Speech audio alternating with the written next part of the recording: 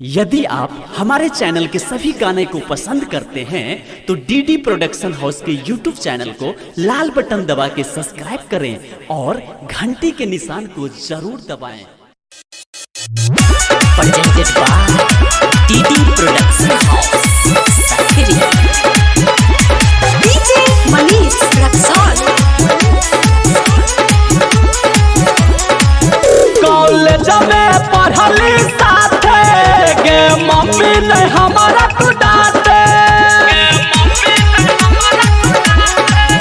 College में पढ़ली साथे गे मम्मी ने हमारा तो डांटे। दिल तो दिल मिलल मम्मी ओकरा नहीं हम भूलबो।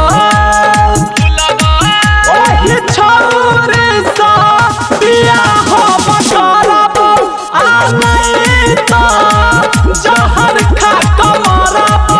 ओही छोरी सा बियाह करबो।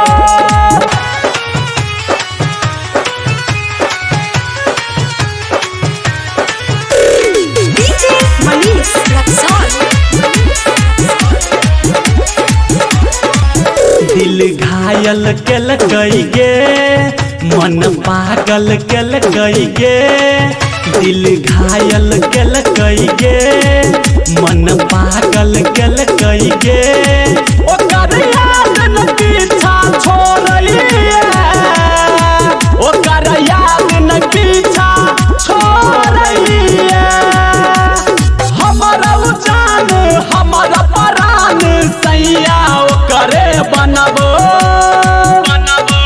ओही छोरी सा बियाह करबो आ नहीं तो जहर खा के मरबो। ओही छोरी सा बियाह करबो।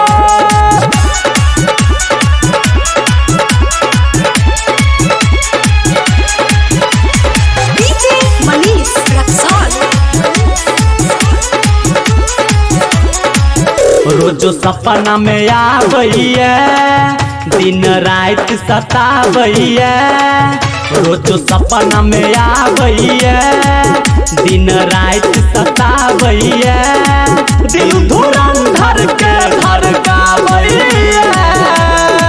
दिल धर्मवीर के धड़काबैया। रूपम सिंह कहोगे न गिन बात नहीं मनबो। ओही छोरी सा बियाह करबो आ नहीं तो जहर खा के मरबो। ओही छोरी सा बियाह करबो। कॉलेज में पढ़ली साथे गे मम्मी ने हमारा तो डांटे।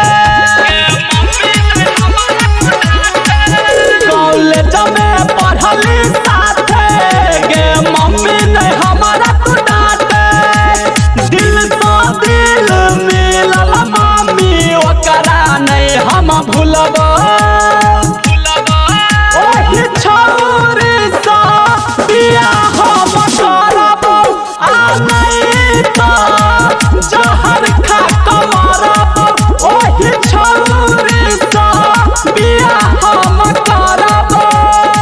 Recording by DD production house Sakri 97 084 45 722।